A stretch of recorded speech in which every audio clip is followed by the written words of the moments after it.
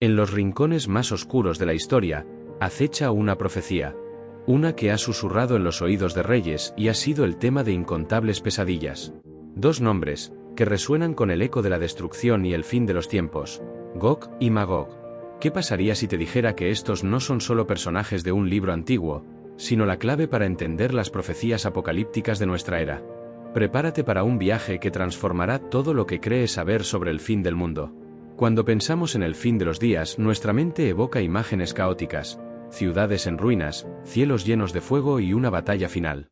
Pero, ¿de dónde vienen esas ideas? La mayoría de ellas provienen de una colección de textos antiguos que se han transmitido a lo largo de milenios.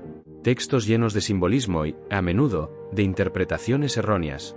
Al centro de estas narrativas, casi como un fantasma, están ellos: Gog y Magog. Se les menciona en los textos sagrados de tres de las religiones más grandes del mundo: el judaísmo, el cristianismo y el islam. Y, a pesar de su fama, siguen siendo un misterio. ¿Son personas reales? ¿Son naciones? ¿O son, quizás, algo más profundo, algo que representa una fuerza espiritual que se manifiesta en la historia humana? Durante siglos, teólogos, historiadores y estudiosos han debatido sobre la verdadera identidad de Gog y Magog, y la naturaleza de la batalla que, supuestamente, van a librar. La forma en que se les ha interpretado ha cambiado drásticamente con el tiempo, reflejando las ansiedades y los miedos de cada generación. En la Edad Media, por ejemplo, algunos creían que Gog y Magog eran los mongoles, el temible ejército que arrasaba con todo a su paso. En el siglo XIX, otros los veían como Rusia, una potencia emergente en el escenario mundial. Y hoy, las teorías son más variadas que nunca. Pero, el enigma no termina ahí. La profecía sobre Gog y Magog no es solo sobre una batalla. Es sobre una rebelión, un levantamiento masivo contra lo divino. Es una historia sobre el orgullo humano y el intento de usurpar el lugar de lo sagrado. Es una advertencia que ha perdurado a través de los siglos, un eco que nos recuerda que hay fuerzas más grandes en juego de lo que podemos ver. Imagina esto: una fuerza oscura, poderosa, oculta durante milenios, lista para emerger y desafiar la voluntad de los cielos. La profecía dice que emergerán de una tierra lejana, de una nación que nadie espera, con un ejército tan vasto que cubrirá la tierra como una nube. Pero, ¿por qué? ¿Qué los motiva? Y, más importante, ¿qué papel juegan en los días finales que se nos han prometido? La profecía sobre ellos es solo una pieza del rompecabezas. Para entenderla, primero tenemos que entender el contexto más amplio de la narrativa apocalíptica. Tenemos que adentrarnos en los textos antiguos, en las visiones de los profetas y en las interpretaciones que han moldeado la forma en que el mundo occidental entiende el fin de los tiempos. A través de este viaje, no solo desentrañaremos la historia de Gog y Magog, sino que también descubriremos las profundas conexiones entre fe, historia y el futuro que nos depara. Y en el próximo capítulo, empezaremos por el principio, el origen olvidado de esta profecía en los textos que han marcado el rumbo de la civilización. Prepárense para un viaje que podría sacudir los cimientos de su realidad. En los próximos capítulos te mostraremos la verdad que ha permanecido en las sombras. Si estás listo para el descubrimiento, suscríbete y te garantizamos que tu forma de ver la historia cambiará para siempre. Para entender a Gog y Magog, no podemos simplemente empezar en el final.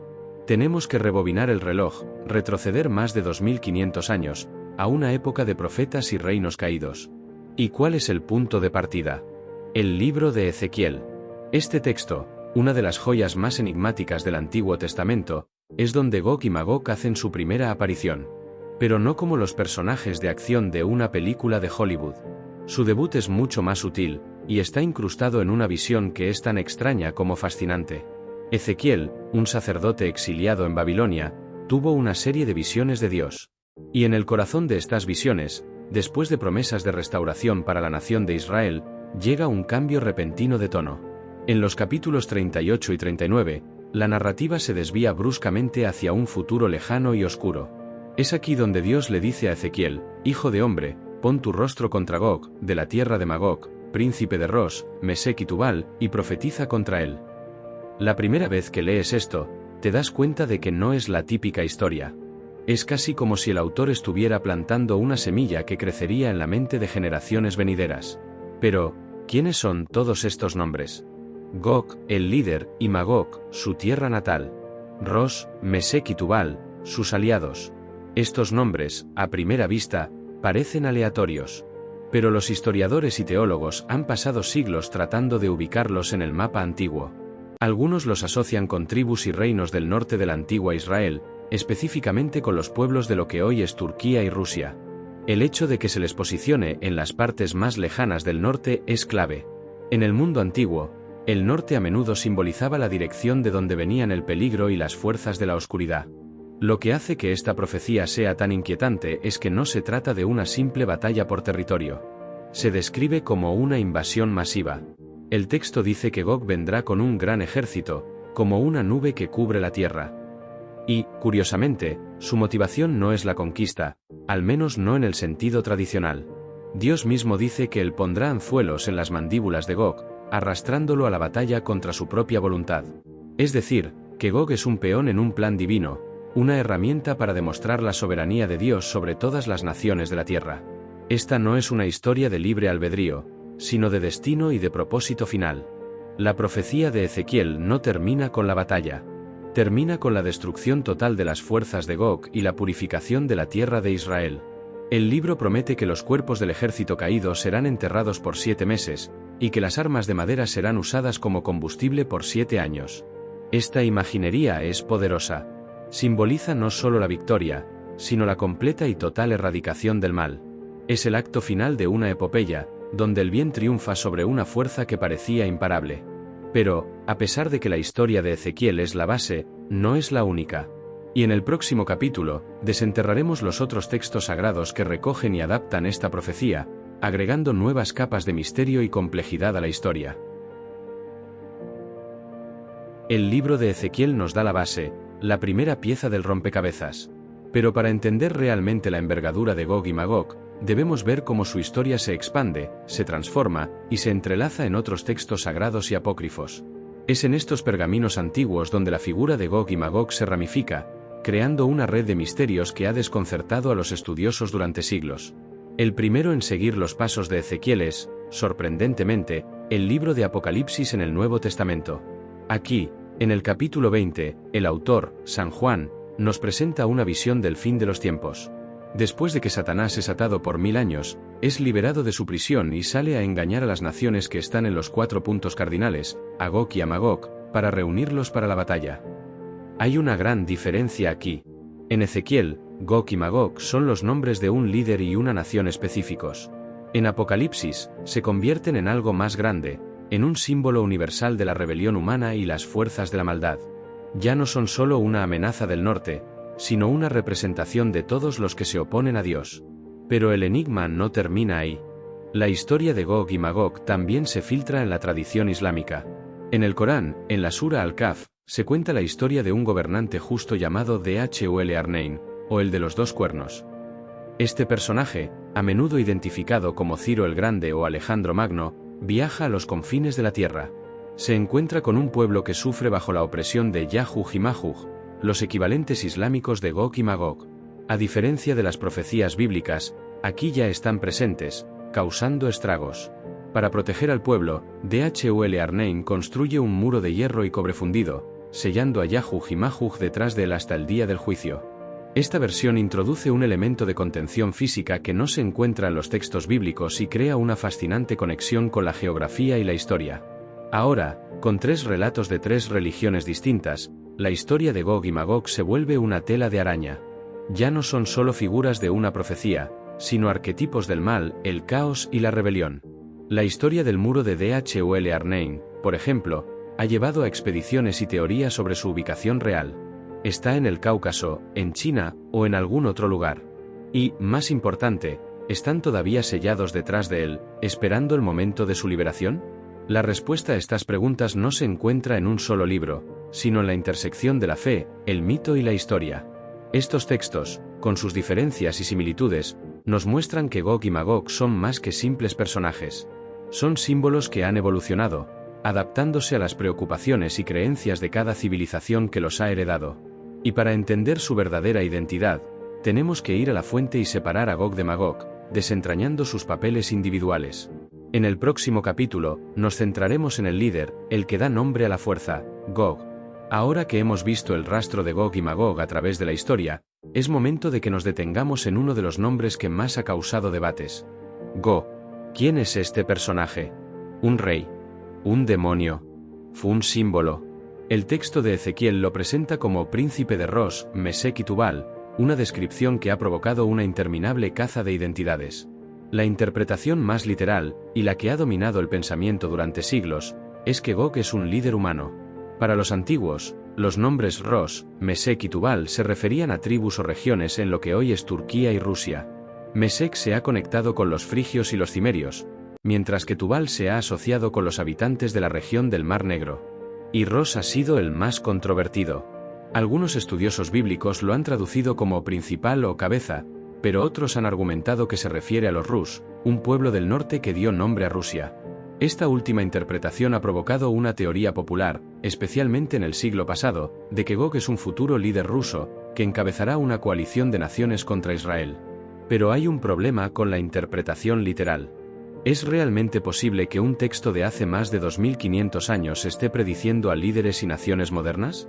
La otra escuela de pensamiento sugiere que Gog no es una persona real, sino un arquetipo.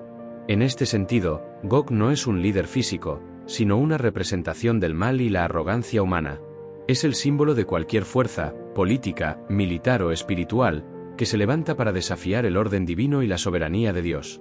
Bajo esta perspectiva, la profecía no es un mapa del futuro, sino una advertencia temporal.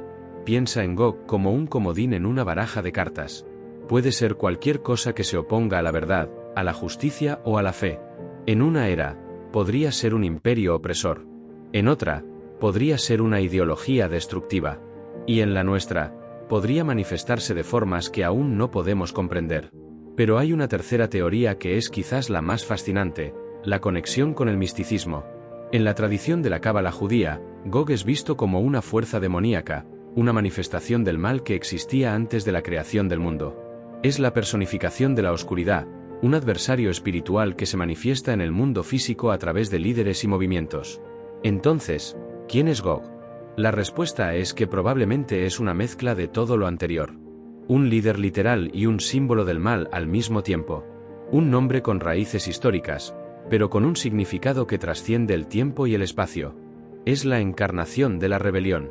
Y su contraparte, Magog, no es una persona, sino algo completamente diferente. Y en el próximo capítulo, vamos a explorar a fondo esa figura.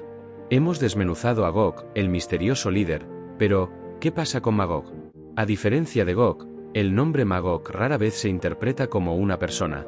En cambio, es casi siempre el nombre de una tierra o una nación. El pasaje de Ezequiel lo describe como la tierra de Magog, lo que lo convierte en el hogar o el reino de Gog. Pero la pregunta es, ¿dónde está ese lugar en el mapa?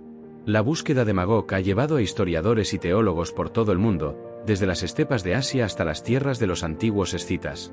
En la época de Ezequiel, los escritores de la antigüedad hablaban de una vasta y misteriosa tierra al norte, habitada por tribus guerreras. El historiador judío Flavio Josefo, por ejemplo, en el primer siglo de nuestra era, identificó a Magog con los escitas, un pueblo nómada y feroz que vagaba por lo que hoy es Ucrania y el sur de Rusia. Esta identificación se convirtió en una teoría dominante durante siglos. Pero Magog no es solo un lugar físico. Al igual que Gog, ha evolucionado en un símbolo. En el libro de Apocalipsis, como ya vimos, Magog se convierte en una de las naciones en los 4 puntos cardinales que Satanás engaña para la batalla final. Aquí, ya no es solo una tierra específica, sino una representación de cualquier nación que se opone a Dios. Magog se convierte en un arquetipo, un símbolo del caos, el desorden y la rebelión de las naciones que se unen contra la voluntad divina. Es la tierra del adversario, el reino de la oscuridad que se esconde más allá de las fronteras de lo conocido. Pero la interpretación de Magog se vuelve aún más interesante cuando la vemos a través del lente de la tradición islámica.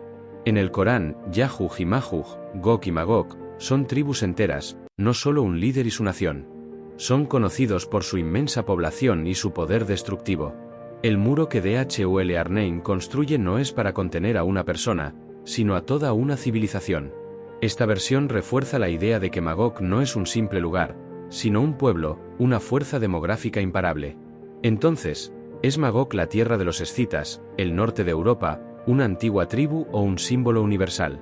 La respuesta, Como con Gog, es que es todas esas cosas y ninguna a la vez. Es una geografía que trasciende la geografía. Es un pueblo que simboliza a todos los pueblos que se levantan en rebelión. La historia de Gog y Magog es la historia de la batalla final entre el bien y el mal, pero lo que la hace tan fascinante es que las figuras en el centro de la historia son tan esquivas, tan abiertas a la interpretación, que pueden adaptarse a cualquier época. Y en el próximo capítulo, desentrañaremos la enigmática alianza que los une.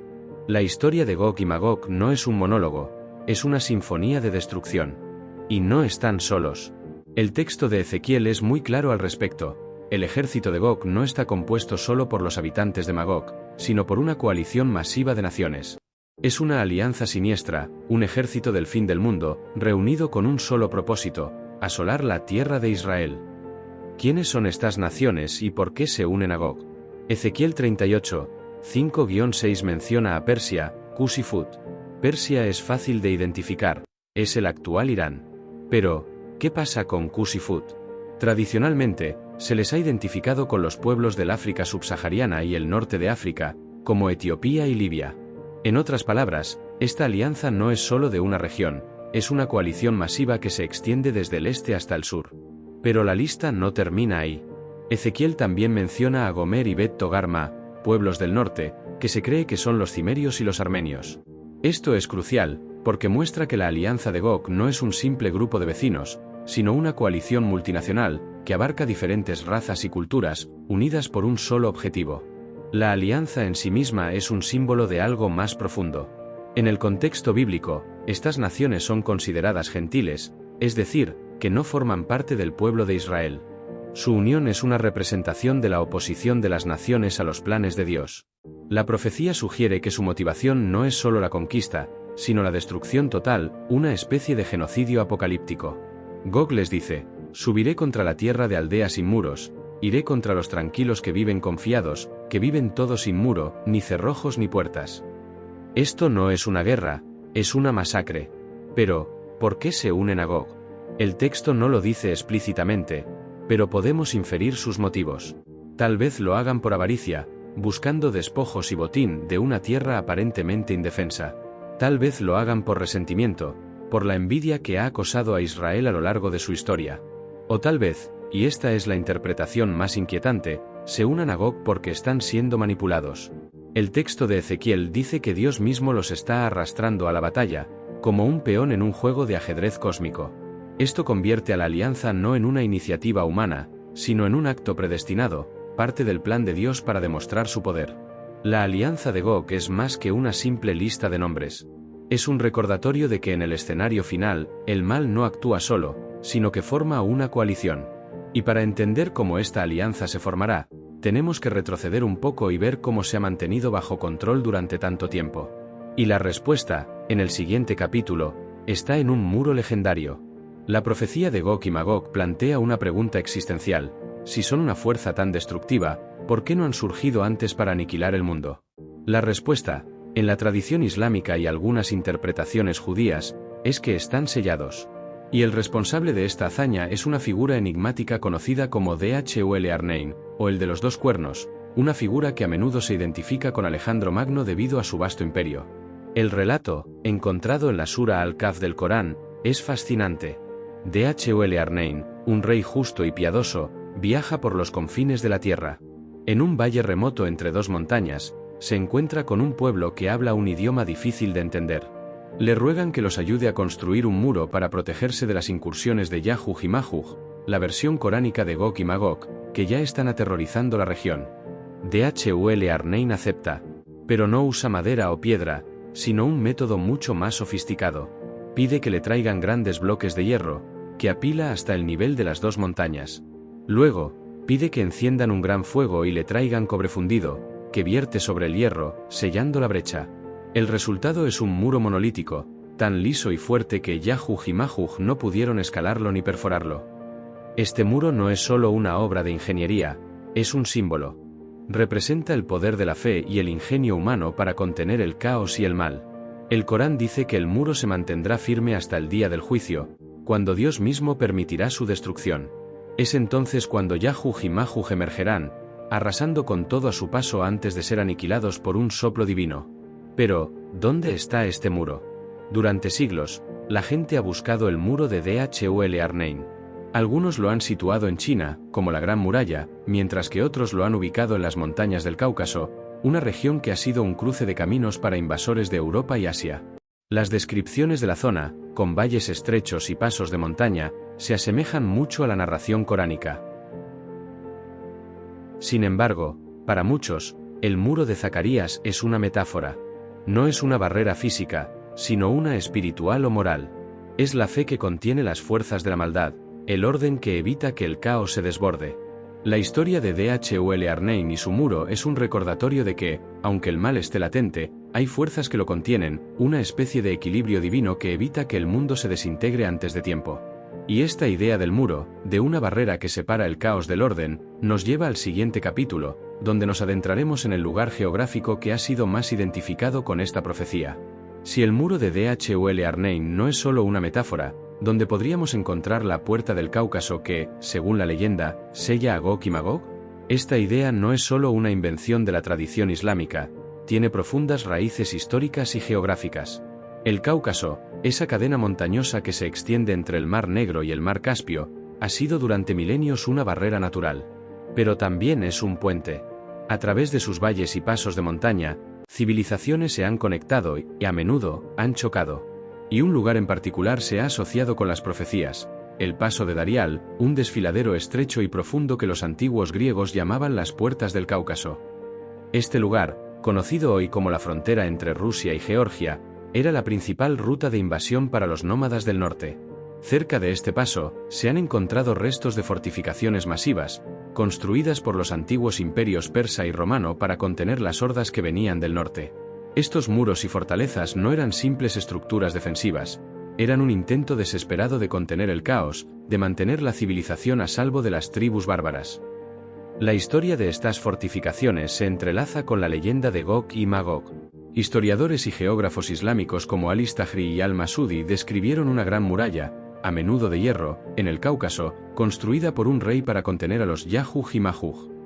Su descripción era tan vívida que llevó a expediciones a buscarla. Y lo que encontraron, aunque no era un muro monolítico de hierro, eran ruinas de ciudades fortificadas y fortificaciones que se ajustaban a la descripción. Sin embargo, hay otra puerta que se asocia con Gog y Magog, y está a cientos de kilómetros de distancia. Derbent, una antigua ciudad en la costa del Mar Caspio, en la actual Rusia, también tiene un famoso muro conocido como las Puertas de Hierro. Sus ruinas se extienden desde el Cáucaso hasta el mar, y servían para proteger a los imperios del sur de los invasores que venían de las estepas euroasiáticas. La longitud de este muro y su ubicación estratégica lo han convertido en otro candidato para la Puerta de Magog. Pero más allá de la geografía, ¿por qué es tan importante la ubicación de Magog? Porque la profecía de Ezequiel dice que Gog vendrá de las partes más lejanas del norte. Esta frase es crucial. Para los antiguos, el norte era el lugar del misterio, del frío, de las tribus desconocidas. Era la dirección desde donde el caos venía a desafiar el orden. Y la puerta del Cáucaso simboliza ese lugar, esa brecha entre el orden y el caos, entre lo conocido y lo desconocido. Y si los muros, ya sean literales o metafóricos, son un intento de contener el mal, ¿qué nos dice la profecía sobre el día en que esos muros caigan? En el próximo capítulo, nos adentraremos en las conexiones más místicas y esotéricas de esta profecía, explorando cómo la tradición de la cábala judía ve a Gog y Magog. Mientras los historiadores buscaban muros de hierro y pasos de montaña, otros se adentraban en un reino mucho más profundo, el de la espiritualidad y el misticismo judío. Aquí, en la tradición de la cábala, la profecía de Gog y Magog adquiere un significado completamente nuevo. No se trata de una batalla física, sino de una guerra cósmica, una lucha en el reino de las almas. La cábala ve la historia de la humanidad como un proceso de tikkun, o reparación.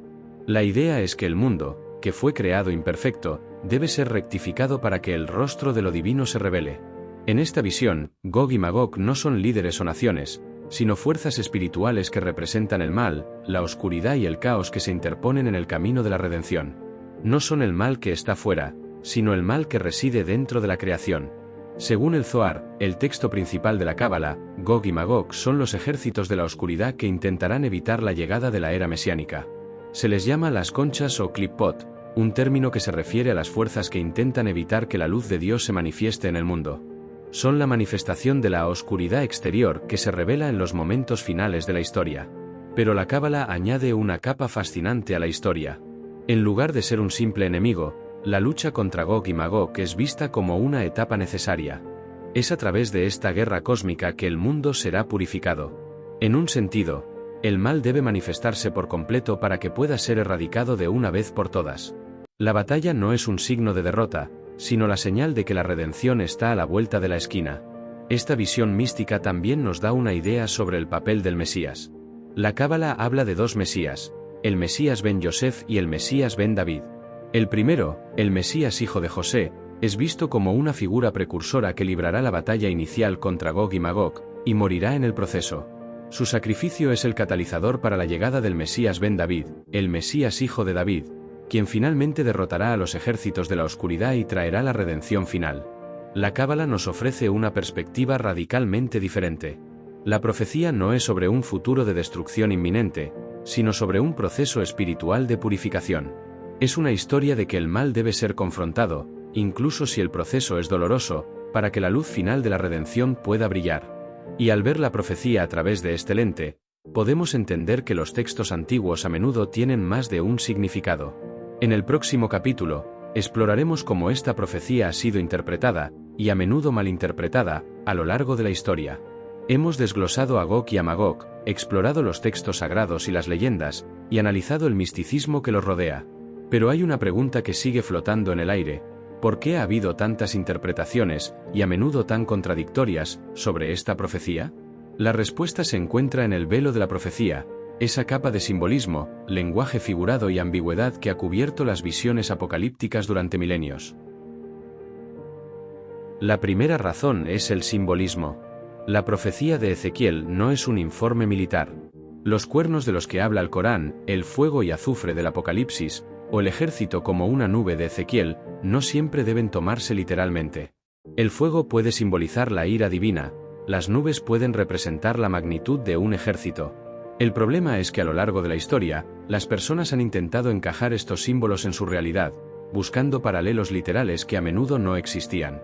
Por ejemplo, en el pasado, la gente creía que la profecía se cumpliría en un futuro lejano.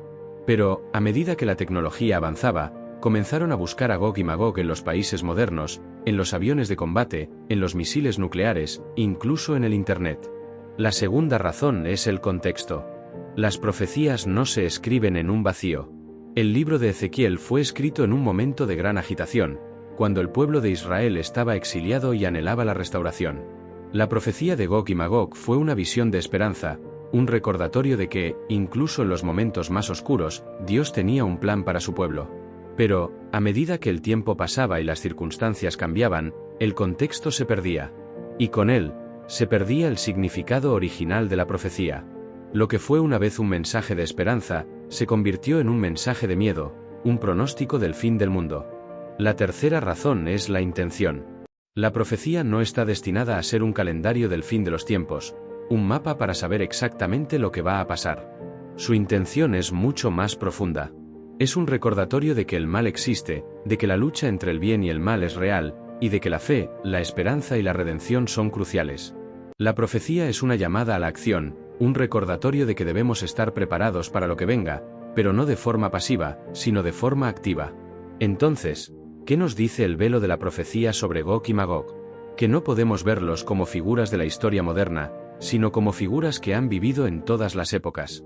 Han sido los mongoles, los rusos, los nazis, y podrían ser cualquier fuerza que amenace el orden divino en el futuro. En lugar de buscar un mapa, deberíamos buscar la lección. Y esa lección es que la profecía no es sobre el miedo, sino sobre la preparación y la esperanza.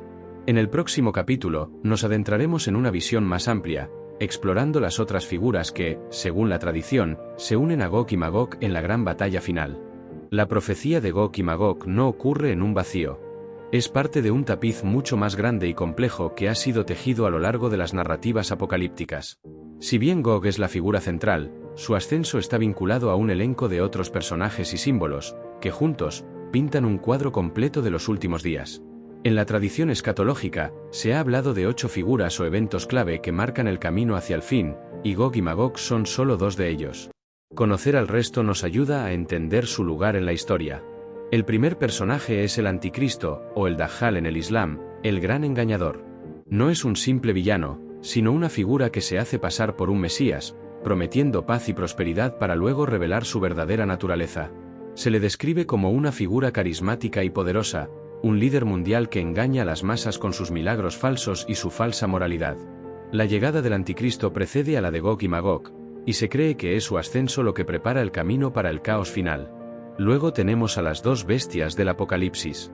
La primera, la bestia del mar, representa el poder político y militar, una fuerza global que se levanta para dominar a las naciones. La segunda, la bestia de la tierra, simboliza el poder religioso y económico, que hace que todos adoren a la primera bestia y reciban su marca. Juntas, estas dos fuerzas forman una especie de trinidad maligna que controla el mundo. Y la lista no termina ahí. La narrativa de los últimos días también incluye a los dos testigos, figuras que aparecen para profetizar y desafiar al Anticristo.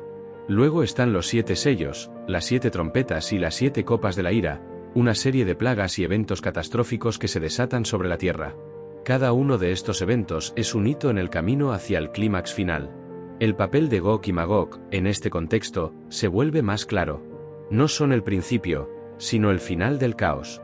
Mientras el Anticristo y las bestias establecen su dominio, Gog y Magog son las fuerzas de la rebelión final, el ejército que se levanta contra el orden divino en el último momento.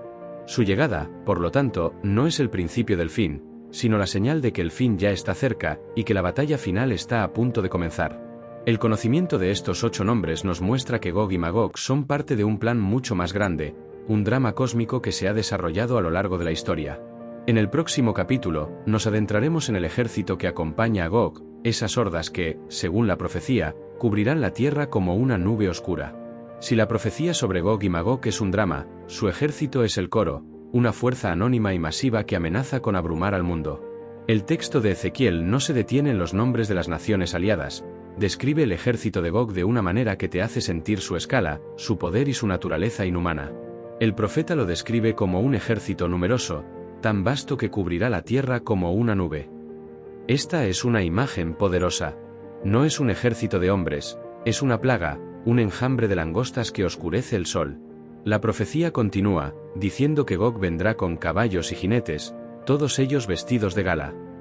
Pero, ¿quiénes son estos jinetes? Una de las interpretaciones es que el ejército está compuesto por hordas de tribus nómadas que asolaron el mundo antiguo. Los escitas, los hunos, los mongoles. A lo largo de la historia, las civilizaciones sedentarias han temido a los ejércitos que surgen del desierto o de las estepas, tan veloces y numerosos que parecen una fuerza de la naturaleza. En este sentido, el ejército de Gog no es solo un ejército, sino el miedo de la civilización al caos. Pero, al igual que con Gog y Magog, la interpretación de este ejército ha evolucionado con el tiempo.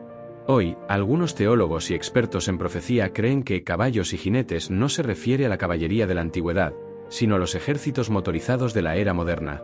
Los tanques, los vehículos blindados y las motocicletas podrían ser la versión moderna de caballos y jinetes, una interpretación que se ha vuelto popular desde el advenimiento de la guerra mecanizada. Lo que hace que este ejército sea tan siniestro es su propósito. No están allí para conquistar, sino para saquear y destruir. La profecía dice que vienen a tomar despojos y robar botín, una motivación que los convierte en una plaga, no en una fuerza política. Su llegada es la culminación de la avaricia humana, de la envidia de aquellos que quieren tomar lo que no es suyo. Y, curiosamente, el ejército de Gog no es solo una fuerza de destrucción, sino también una fuerza de juicio. En el plan divino, su llegada es el catalizador para la intervención de Dios. La profecía dice que la ira de Dios se encenderá contra ellos y que serán destruidos por un gran terremoto y por fuego y azufre que lloverá sobre ellos. En otras palabras, la profecía no trata solo de la amenaza, sino de la respuesta divina, una respuesta que se activa cuando el mal llega a su punto máximo. Este ejército de las sombras es el preludio de un evento mucho más grande, un evento que se ha descrito en uno de los textos más apocalípticos de todos los tiempos. Y en el próximo capítulo, desentrañaremos el misterio del sello roto. La profecía de Gog y Magog, y la aparición de su ejército, no es un evento aislado. En las narrativas apocalípticas del cristianismo, su llegada está íntimamente ligada a la apertura de los sellos descritos en el libro de Apocalipsis. Piensa en estos sellos como una cuenta atrás cósmica, un cronómetro que marca el camino hacia el fin del mundo. Cada sello que se rompe libera una nueva plaga o un nuevo evento, y el ejército de Gog y Magog está justo en el centro de esta secuencia. El Apocalipsis de Juan describe un pergamino con 7 sellos. El primer sello revela a un jinete en un caballo blanco, a menudo interpretado como el anticristo. El segundo trae la guerra, el tercero el hambre, y el cuarto, un jinete en un caballo pálido, la muerte. Pero es en el sexto sello donde las cosas se desatan de forma espectacular. Se describe un gran terremoto, el sol se vuelve oscuro, la luna se pone roja como la sangre, y las estrellas caen del cielo. Este cataclismo cósmico es la señal de que algo mucho más grande está a punto de suceder. Y es aquí donde las interpretaciones conectan a Gog y Magog con el Apocalipsis. La profecía de Ezequiel también menciona un gran terremoto que precederá la batalla final. Para muchos, este terremoto del sexto sello no es solo un evento geológico, sino el evento que desata las hordas de Gog y Magog, rompiendo cualquier barrera física o metafórica que los haya contenido. Se les ve como una de las plagas que se desatan después de que el sexto sello se rompe, el ejército de un rey que se levanta para desafiar al orden divino en medio de un caos global. Pero hay otra conexión que es aún más profunda. El séptimo sello, el último, desata una serie de plagas aún más catastróficas, las 7 trompetas. Y es el sonido de la séptima trompeta el que anuncia el reino del mundo ha venido a ser de nuestro Señor y de su Cristo. En otras palabras, la batalla de Gog y Magog, que ocurre después de que los sellos han sido rotos, no es solo una batalla por la supervivencia, es el preludio del regreso del Mesías, el evento que pone fin al caos y trae la redención. La profecía de los sellos, por lo tanto, no es solo una historia de destrucción, es un mapa para entender que la batalla de Gog y Magog es la culminación de un proceso, no el inicio. Su llegada es la señal de que los eventos del fin de los tiempos han llegado a su clímax, y que el momento de la verdad está cerca. Y esa verdad es revelada por el sonido de una trompeta. En el próximo capítulo, exploraremos el papel que juega ese sonido en la narrativa apocalíptica. En la narrativa apocalíptica, el caos no es silencioso. Tiene un sonido, el de una trompeta. Esta no es una trompeta cualquiera, es el sonido que anuncia la llegada del juicio y el cambio. Y la profecía de Gog y Magog está ligada al sonido de esta trompeta de una manera profunda y simbólica. En el libro de Apocalipsis, el séptimo sello se abre, y en lugar de una plaga, lo que se desata son las 7 trompetas. Cada trompeta que suena desata una nueva serie de cataclismos sobre la tierra, granizo y fuego mezclado con sangre, una montaña de fuego arrojada al mar, estrellas cayendo del cielo.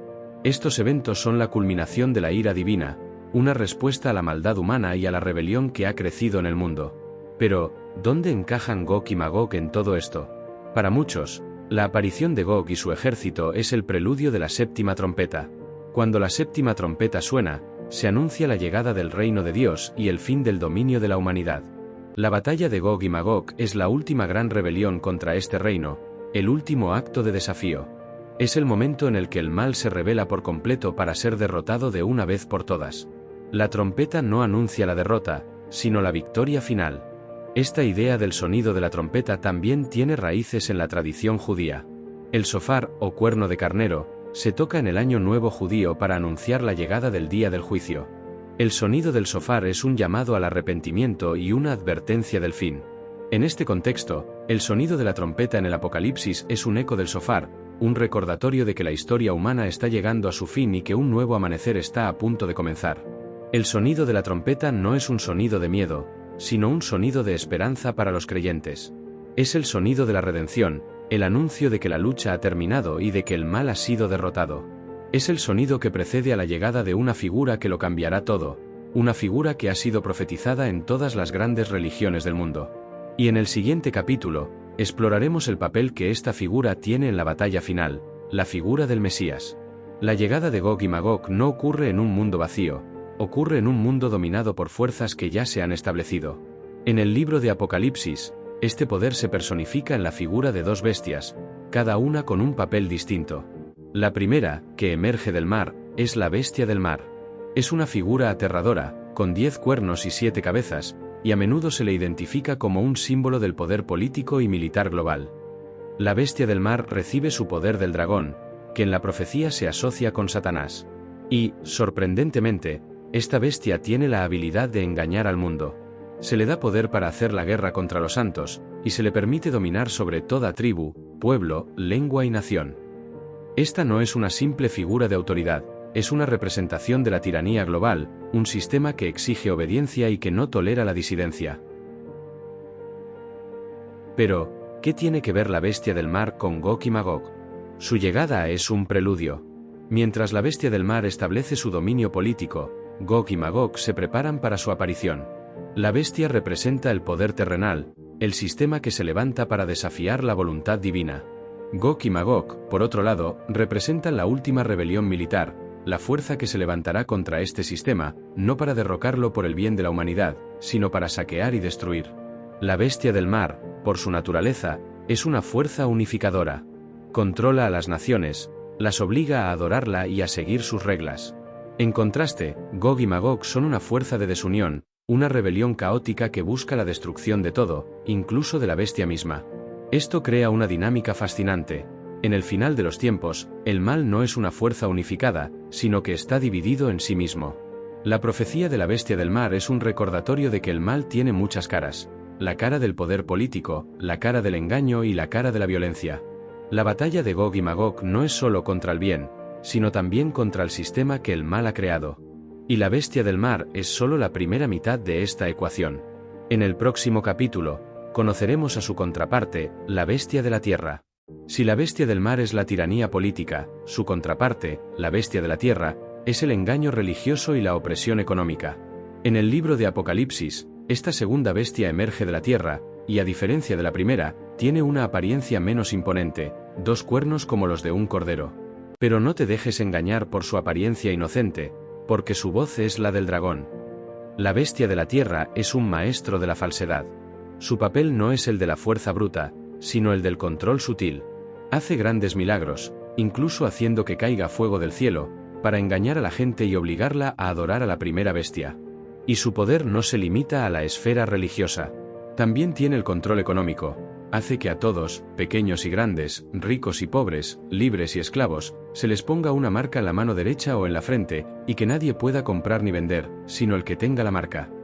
La bestia de la tierra es la personificación del poder detrás del trono, la fuerza que manipula las mentes y los corazones de las personas. Representa la falsa religión y la opresión económica que se disfraza de benevolencia.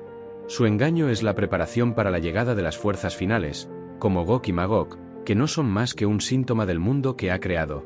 La llegada de Gog y Magog, por lo tanto, no es solo un evento militar, es el resultado de un sistema que ha permitido que el mal prospere. La bestia del mar establece el orden político, la bestia de la tierra crea un sistema de control total, y las naciones de Gog y Magog son los últimos en unirse a la rebelión. La profecía, en este sentido, es un recordatorio de que la batalla final no es solo contra un ejército, sino contra la tiranía, el engaño y la avaricia que han corrompido el corazón de la humanidad. Las dos bestias y Gog y Magog son una especie de trinidad maligna, la opresión política, el engaño religioso y la rebelión militar. Juntos, representan la culminación del mal en el mundo. Pero, como en toda gran historia, cuando el mal alcanza su punto más alto, la luz se prepara para brillar. Y esa luz es la llegada del Mesías. En el próximo capítulo, exploraremos el papel de esta figura central en la batalla final. La batalla de Gog y Magog no es el final de la historia. Es el clímax, el momento en que todo converge. Y la resolución no viene de un ejército o un arma, sino de una figura central que se ha profetizado en todas las grandes religiones abrahámicas. En el judaísmo, el Mesías ben David, en el cristianismo, Jesucristo, y en el Islam, el Mahdi e Isa, Jesús. Cada tradición tiene su propia versión del evento, pero el tema subyacente es el mismo: el bien supremo regresa para derrotar al mal. En el cristianismo, el regreso de Jesús no es el de un cordero indefenso, es el de un rey conquistador que desciende del cielo en un caballo blanco. El Apocalipsis lo describe con una espada afilada que sale de su boca para herir a las naciones, y que gobernará con una vara de hierro. En otras palabras, su regreso es un evento de poder, un acto de justicia final contra el mal que ha corrompido al mundo. La batalla de Gog y Magog, por lo tanto, no es una lucha entre ejércitos. Es una lucha entre el mal y el bien encarnado. En el Islam, la narrativa también es dramática. Se cree que el Mahdi, el guiado, emergerá para unir a los musulmanes y restaurar la justicia. Su llegada será seguida por la de Isa, Jesús, quien descenderá del cielo para matar al Dajjal, el anticristo, y dirigir a su pueblo a la victoria. La batalla de Gog y Magog, que ya se ha desatado, es un evento que precede a la victoria final de Isa. En el judaísmo, la llegada del Mesías ben David será la culminación de la historia. El Mesías, el hijo de David, no es una figura divina, sino un ser humano que ha sido elegido para restaurar la monarquía de David y traer la paz a la tierra. Su llegada pondrá fin a la opresión, acabará con el mal y establecerá el reino de Dios en la tierra. Y su llegada está directamente ligada a la derrota de Gog y Magog, la fuerza final que se opone a su reino. El regreso del Mesías no es un simple evento. Es la respuesta final a la profecía de Gog y Magog, el momento en que la fe se encuentra con la historia. Es la culminación de todas las esperanzas y miedos. Y la batalla final que se librará no es solo una guerra, es el evento que determinará el destino de la humanidad. En el próximo capítulo, exploraremos el campo de batalla, el lugar donde el bien y el mal chocarán en un enfrentamiento épico, Armagedón. La llegada de Gog y Magog, y el regreso del Mesías, culminan en una batalla que se ha convertido en sinónimo de la destrucción final, Armagedón. La palabra en sí misma evoca imágenes de fuego, caos y guerra. Pero, ¿qué es exactamente Armagedón? ¿Y es realmente el lugar donde se libra la batalla de Gog y Magog? El nombre Armagedón proviene del griego Armagedón, que se cree que es una transliteración del hebreo Har Megido, o Monte de Megido. Megido era una antigua ciudad fortificada en el norte de Israel, conocida por ser el lugar de numerosas batallas decisivas a lo largo de la historia. El valle de Jezreel, donde se encuentra Megido, es un campo de batalla natural, lo que lo convierte en un lugar simbólico perfecto para la batalla final. Pero, el Apocalipsis, que menciona a Armagedón, no describe la batalla de Gog y Magog en ese lugar. De hecho, la profecía de Ezequiel ubica la batalla de Gog y Magog en los montes de Israel. Esto ha llevado a algunos a argumentar que Armagedón y la batalla de Gog y Magog son eventos separados. Armagedón, en esta visión, sería el lugar donde los ejércitos de las naciones se reúnen para la guerra contra el Mesías, mientras que la batalla de Gog y Magog sería una confrontación posterior, o quizás simultánea, que marca el fin de la era. Sin embargo, para muchos, los dos eventos están intrínsecamente ligados. Armagedón no es solo un lugar, sino una idea. Representa el clímax de la rebelión humana, el momento en que todas las fuerzas de la oscuridad se unen para hacer la guerra contra la luz. La batalla de Gog y Magog es, en este sentido, una parte integral de la batalla de Armagedón. Es la manifestación de la última rebelión, el momento en que las fuerzas del mal, de las que Gog y Magog son los arquetipos, se enfrentan a su destino final. La batalla de Armagedón no es solo un conflicto militar, es el choque final de ideologías, de bien contra mal, de la luz contra la oscuridad. Es el momento en que todas las profecías se cumplen, y en el que el mundo se purifica. Y el resultado de la batalla no es una incógnita, ya que la profecía es clara al respecto. En el próximo capítulo, describiremos la inevitable y total caída de los ejércitos de Gog y Magog. Hemos llegado al clímax. La profecía de Gog y Magog ha culminado en una batalla épica, un enfrentamiento entre el bien y el mal. Pero, la profecía no deja lugar a dudas sobre el resultado. El ejército de Gog no triunfa. Su derrota es total, decisiva y humillante. Y la victoria no es el resultado de una estrategia militar, sino de una intervención divina. El libro de Ezequiel describe la derrota de Gog de una manera espectacular y catastrófica. Dice que Dios desatará una serie de plagas sobre ellos, una inundación de lluvia torrencial, granizo, fuego y azufre. Es la misma imaginería que se utiliza para describir la destrucción de Sodoma y Gomorra, una señal de que esta no es una guerra humana, sino un juicio divino. Y el caos no termina ahí. La profecía también dice que Dios hará que los soldados de Gog se vuelvan unos contra otros, cada uno contra la espada de su hermano. Es la autodestrucción, la anarquía total que se desata cuando el mal se enfrenta a su propia naturaleza. El resultado es la aniquilación completa. Ezequiel 39, 11-12 dice que los cuerpos de los soldados caídos serán tantos que se necesitará un valle entero para enterrarlos. Y su número es tan vasto que el entierro de los muertos y la purificación de la tierra tomarán 7 meses. La imagen es vívida y brutal. Es una señal de que la batalla ha sido más que una simple escaramuza. Ha sido el fin de una era. Pero la profecía de Ezequiel va más allá. También dice que las armas del ejército caído, los arcos, las flechas y los escudos, serán usadas como combustible por 7 años. Esta imagen es poderosa y simbólica. No se trata solo de la derrota del enemigo, sino de la total purificación del mundo. Las herramientas de la guerra se convierten en herramientas para la vida, y la energía destructiva se convierte en energía para la reconstrucción. En el libro de Apocalipsis, La derrota de Gog y Magog es aún más dramática. Satanás, el gran engañador, es arrojado al lago de fuego y azufre donde la bestia y el falso profeta ya están. La derrota de Gog y Magog es el último acto del drama, el momento en que todas las fuerzas de la maldad son arrojadas al abismo para siempre. La caída de los ejércitos de Gog y Magog no es una tragedia, es un triunfo. Es el momento en que la justicia divina se manifiesta y la historia humana se purifica. Y este evento tiene un profundo impacto en la forma en que se juzgarán a las naciones. En el próximo capítulo, exploraremos cómo esta batalla final conduce al juicio de las naciones. La derrota de Gog y Magog no es un simple final. Es el preludio de un evento mucho más grande, el juicio de las naciones. Es el momento en que todas las naciones del mundo, no solo las que formaron parte de la alianza de Gog, serán juzgadas. Este concepto, que se encuentra en la profecía de Ezequiel y en el Evangelio de Mateo, nos muestra que la batalla de Gog y Magog es un catalizador para el juicio final.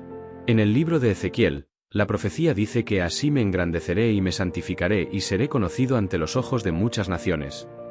La derrota de Gog y Magog no es solo para el bien de Israel, sino para que todas las naciones del mundo vean el poder de Dios y lo reconozcan. Es el acto que purifica el mundo y lo prepara para la redención. La batalla, por lo tanto, no es solo una guerra, es una lección, una demostración de que la arrogancia y la maldad no pueden prevalecer. Pero el Evangelio de Mateo profundiza aún más en este concepto.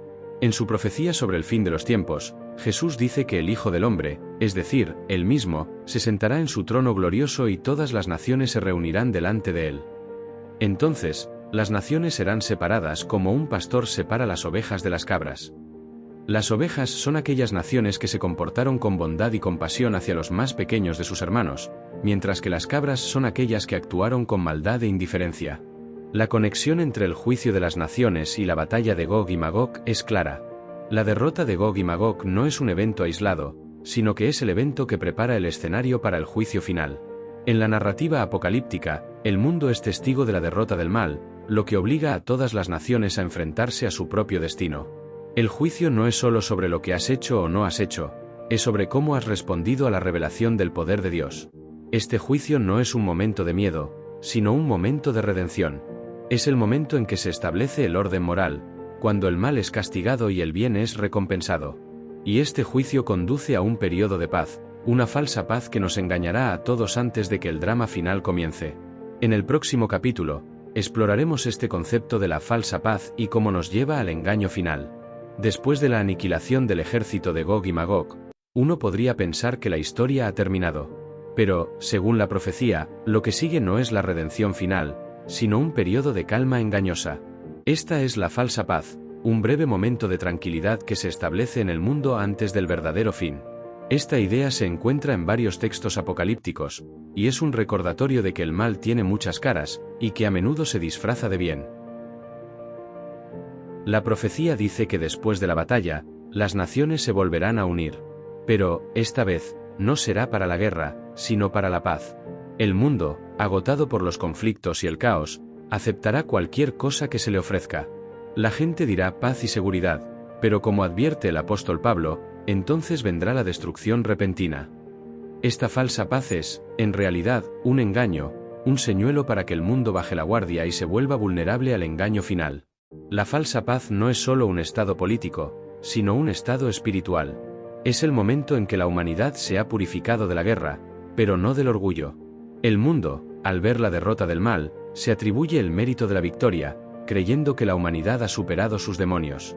Pero esta es una ilusión, porque el mal no ha sido erradicado, sino que se ha transformado en algo más sutil y peligroso. El mal que viene no será una fuerza que se opone a Dios, sino una que se hace pasar por él. La falsa paz es el preludio perfecto para el engaño final, porque la gente no estará buscando una amenaza. Estarán buscando una bendición, una solución, una figura que les dé lo que creen que necesitan. Y esa figura, esa solución, es la manifestación final del mal.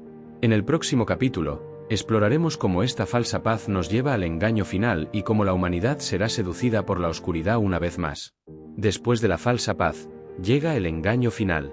No es una invasión militar, sino una seducción del alma. Este engaño, según las profecías, será tan convincente que incluso los más electos podrían ser engañados. Ya no se trata de una lucha entre ejércitos, sino de una guerra psicológica y espiritual, una en la que la línea entre la verdad y la mentira se vuelve borrosa. El apóstol Pablo, en la segunda epístola a los tesalonicenses, describe al hombre de pecado que se sentará en el templo de Dios, haciéndose pasar por Dios. Esta figura, a menudo identificada como el anticristo, no se presenta como un villano, sino como un salvador. Hará señales y milagros falsos para engañar a la gente y los convencerá de que es la respuesta a sus problemas. Este no es el caos de Gog y Magog, sino el orden de la tiranía, un sistema que se disfraza de benevolencia mientras busca el control total. El engaño es tan efectivo porque se alimenta del orgullo de la humanidad. Después de la derrota de Gog y Magog, el mundo se sentirá invencible, creyendo que ha superado el mal por sí mismo. El engaño final capitalizará este orgullo, ofreciendo una falsa redención y una falsa divinidad. Es el momento en que el mal no se opone a Dios, sino que intenta usurpar su lugar. Es la cúspide de la arrogancia humana. Este engaño no es solo religioso, sino también tecnológico y social. Hoy en día, las narrativas apocalípticas han adaptado este engaño a nuestro tiempo. La falsa paz podría ser un acuerdo global que promete el fin de las guerras. El hombre de pecado podría ser un líder carismático que usa la tecnología para convencer al mundo de su divinidad. La marca de la bestia podría ser una identificación digital que se requiere para comprar y vender. En este sentido, el engaño final es una advertencia de que la seducción del mal a menudo viene de la mano de la conveniencia y la seguridad. Pero este engaño tiene un costo terrible, la segunda muerte. En el próximo capítulo, exploraremos este concepto aterrador, el castigo final para aquellos que son engañados por las fuerzas de la oscuridad. Después de la seducción del engaño final, la narrativa apocalíptica presenta un concepto que es quizás el más aterrador de todos, la segunda muerte. Este no es un simple castigo, sino un destino final para aquellos que se rebelan contra la voluntad divina. Para entender la segunda muerte, primero debemos comprender lo que la profecía llama la primera muerte. La primera muerte es la que todos conocemos, la muerte física, el fin de nuestra existencia terrenal. Es el resultado del pecado original, la separación del cuerpo y el alma. Pero la segunda muerte, que se menciona en el libro de Apocalipsis, es algo completamente diferente. No es la muerte del cuerpo, sino la muerte del alma. Es la separación eterna de Dios, la fuente de la vida. Es el estado final de aquellos que han elegido rebelarse contra la luz. El concepto de la segunda muerte es crucial para entender el castigo de aquellos que se unen a Gog y Magog, y de aquellos que se dejan engañar por las bestias. El Apocalipsis dice que el que no se halló inscrito en el libro de la vida fue lanzado al lago de fuego. Y este lago de fuego es el lugar de la segunda muerte. Pero, ¿qué es este lago de fuego? La mayoría de los teólogos lo ven como un símbolo. No es un lugar de tormento físico, sino un lugar de tormento espiritual, un estado de existencia en el que la persona está completamente separada de Dios y de todo lo que es bueno y verdadero. Es el destino final de todos los que han rechazado el perdón y la redención. La segunda muerte es el resultado lógico de una vida de rebelión, el resultado inevitable de elegir la oscuridad sobre la luz. El concepto de la segunda muerte, aunque aterrador, nos recuerda que el Apocalipsis no es solo una historia sobre destrucción, sino sobre la justicia divina. Y la derrota de Gog y Magog es un preludio a este juicio final, un recordatorio de que todas las fuerzas de la oscuridad, ya sean militares, políticas o espirituales, tendrán su día de juicio. En el próximo capítulo, exploraremos el simbolismo del lago de fuego y su papel en la narrativa apocalíptica. El concepto de la segunda muerte no puede separarse de su ubicación simbólica, el lago de fuego. A lo largo de la historia, esta imagen ha sido interpretada como un lugar de tormento físico. Pero, en el contexto de la profecía, es mucho más. Es un símbolo, una representación del destino final para aquellos que eligen la rebelión sobre la redención. El libro de Apocalipsis lo describe como un lugar donde la bestia, el falso profeta, y el dragón son arrojados. Después, los muertos que no están inscritos en el libro de la vida también son arrojados al mismo lugar. El texto lo llama la muerte segunda, un concepto que refuerza la idea de que no se trata de una muerte física, sino espiritual. El lago de fuego es, en este sentido, el lugar donde el mal se purifica de la existencia. No es un lugar de castigo eterno, sino el lugar de la aniquilación eterna de todo lo que es malvado. Es el lugar donde el mal, en todas sus formas, es borrado de la creación para siempre. Para los que creen en la justicia divina, el lago de fuego no es un símbolo de crueldad, sino un símbolo de la victoria final del bien sobre el mal. Lo que hace que este concepto sea tan poderoso es que no se trata de un castigo arbitrario. Es el resultado de la elección. Aquellos que se unen a Gog y Magog, aquellos que siguen a las bestias y se dejan seducir por el engaño final, han elegido su destino. La profecía no les impone un castigo, sino que les permite vivir con las consecuencias de sus elecciones. Y el lago de fuego es el lugar donde esas consecuencias se manifiestan de forma total. Es el destino final del drama cósmico, el lugar donde el mal ya no existe, y donde el bien puede finalmente reinar. La historia de Gog y Magog nos lleva a este lugar no para asustarnos, sino para recordarnos que nuestras elecciones tienen consecuencias, y que el destino final del mal es el olvido. Pero el Apocalipsis no termina con la destrucción, sino con la promesa de algo nuevo. En el próximo capítulo, exploraremos la promesa de la Nueva Jerusalén. El Apocalipsis no termina con el fuego. Después de que el mal ha sido borrado de la existencia en el lago de fuego, la profecía nos lleva a una visión de una belleza indescriptible, la Nueva Jerusalén. Esta no es la antigua ciudad de Israel, sino una ciudad celestial, una metáfora para el reino de Dios en la tierra. Es la culminación de la historia de la salvación, el final del viaje de la humanidad. El libro de Apocalipsis la describe como una ciudad que desciende del cielo, hecha de oro puro, con 12 puertas de perlas, y sus cimientos adornados con gemas. En su centro, hay un río de agua de vida que fluye del trono de Dios, y en sus orillas crecen árboles que dan frutos cada mes. Lo más importante de todo, en esta ciudad no hay templo, porque el Señor Dios Todopoderoso y el Cordero son el templo. La presencia de Dios es tan tangible que no se necesita un edificio para sentirla. La Nueva Jerusalén es la recompensa final para aquellos que han perseverado. Es el lugar donde la luz no necesita al sol, la luna o las estrellas, porque la gloria de Dios la ilumina. Es el lugar donde Dios enjugará toda lágrima de los ojos de ellos, y ya no habrá muerte, ni luto, ni llanto, ni dolor. La historia de la humanidad, que ha estado llena de sufrimiento, de batallas como la de Gog y Magog, finalmente llega a su fin en un lugar de paz y redención. La profecía de Gog y Magog, y la batalla final, no son el objetivo principal de la narrativa apocalíptica. Su propósito es allanar el camino para la Nueva Jerusalén. La destrucción es necesaria para la purificación, y el juicio es necesario para la redención. La batalla de Gog y Magog no es solo el fin de una era, sino el inicio de una nueva, una en la que la paz es real, la justicia es total y el bien ha triunfado. Y esta visión de la Nueva Jerusalén no es un simple cuento de hadas. Es una promesa de que la historia no es un ciclo interminable de caos, sino que tiene un propósito y una dirección. Es una promesa de que, al final, la fe será recompensada y el mal será derrotado para siempre. Pero para llegar a este punto, la humanidad debe enfrentar un último juicio, uno que determinará el destino de cada alma. En el próximo capítulo, exploraremos el juicio final. Después del Armagedón y la aniquilación de Gog y Magog, y antes de la promesa de la Nueva Jerusalén, la profecía nos lleva al evento que lo une todo, el juicio final. No se trata de un juicio de una sola nación, sino de un juicio de toda la humanidad, de cada persona que ha vivido. El libro de Apocalipsis lo describe con una escena dramática y solemne. El texto dice que el cielo y la tierra huyen de la presencia de Dios, y que los muertos, grandes y pequeños, se levantan de la tumba. Los libros se abren, y otro libro se abre, el libro de la vida. Los muertos son juzgados según sus obras, por las cosas que estaban escritas en los libros. Este no es un juicio arbitrario, sino un juicio justo, basado en las decisiones y acciones de cada persona. Es el momento en que se revela la verdad, en el que no se puede ocultar nada, y en el que la historia de la humanidad llega a su fin. El juicio final es el momento en que la justicia divina se manifiesta de forma total. La derrota de Gog y Magog, y el castigo de las bestias y el falso profeta, son el preludio de este juicio. La profecía nos muestra que el mal no puede escapar de la justicia, y que cada persona, sin importar su estatus, su riqueza o su poder, será juzgada por sus actos.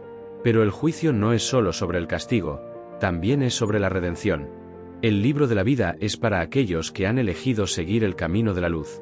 Es el libro que contiene los nombres de aquellos que han aceptado el perdón y la gracia, y que tienen un lugar en la Nueva Jerusalén. El juicio final es el momento de la verdad, en el que se separa el bien del mal, el trigo de la cizaña, la vida de la muerte.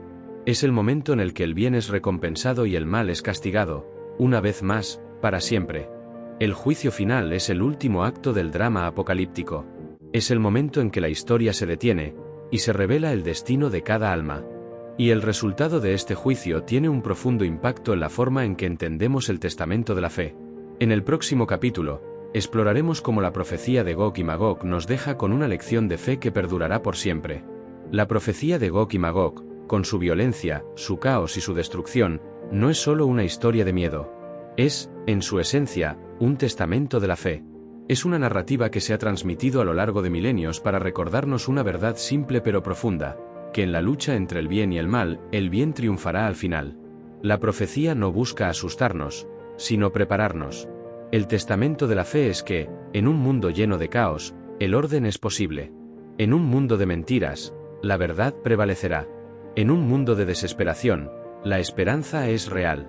La historia de Gog y Magog nos recuerda que la maldad, no importa lo poderosa o numerosa que parezca, no es el final de la historia.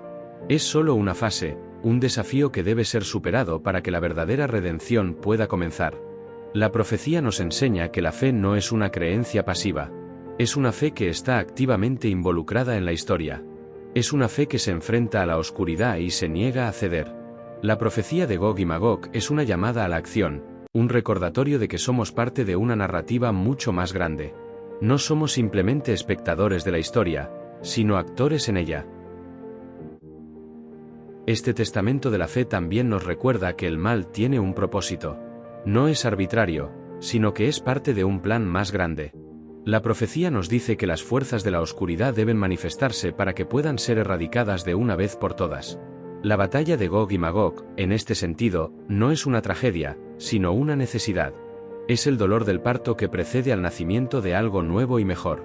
Así, la profecía de Gog y Magog nos deja con una lección de fe que trasciende el tiempo y el espacio. Es una lección de que no importa cuán oscuras se pongan las cosas, la luz siempre triunfará. Y con esta idea, estamos listos para explorar el legado final que nos dejan estos dos nombres. En el próximo y último capítulo, exploraremos el legado de Gog y Magog. Hemos llegado al final de nuestro viaje. Hemos explorado a Gog y Magog, desde sus orígenes en los textos antiguos hasta su papel en el Apocalipsis, desde el misticismo de la Cábala hasta las interpretaciones modernas. Pero, ¿cuál es el legado final que nos dejan? Su historia no es una simple advertencia de lo que vendrá, sino un espejo que refleja la condición humana. El legado de Gog y Magog es que el mal no es una fuerza externa, sino algo que se encuentra en el corazón del hombre. No son solo personajes de una profecía, sino arquetipos de la avaricia, el orgullo y la rebelión. La historia de Gog y Magog es la historia de la humanidad, una que está llena de errores, de caos y de violencia. Pero también es una historia de redención, de esperanza y de fe. Su historia nos recuerda que la verdadera batalla no es contra la carne y la sangre, sino contra las fuerzas espirituales que se oponen a la luz. Nos recuerda que, aunque el mal parezca poderoso, su victoria es solo temporal. La profecía de Gog y Magog no es una historia de destrucción, sino una historia de purificación. Nos enseña que el camino hacia la redención es a menudo doloroso y que la verdadera paz solo puede venir después de que el caos ha sido purificado. Pero, el legado más importante de Gog y Magog es el de la esperanza. La profecía no termina con la derrota de un ejército, sino con la promesa de una nueva Jerusalén. Es un recordatorio de que, incluso en los momentos más oscuros, hay un futuro brillante esperando. La batalla final no es el fin del mundo, sino el principio de uno nuevo. En un mundo que a menudo parece caótico, la historia de Gog y Magog nos ofrece una brújula moral. Nos dice que el mal no puede triunfar, que la justicia divina es inevitable y que la fe es la única armadura que necesitamos. Y al final, el misterio de Gog y Magog no es quiénes son, sino lo que representan para cada uno de nosotros. Son un recordatorio de que la lucha entre el bien y el mal está dentro de nosotros, y que nuestra decisión de elegir la luz o la oscuridad es lo que definirá nuestro destino.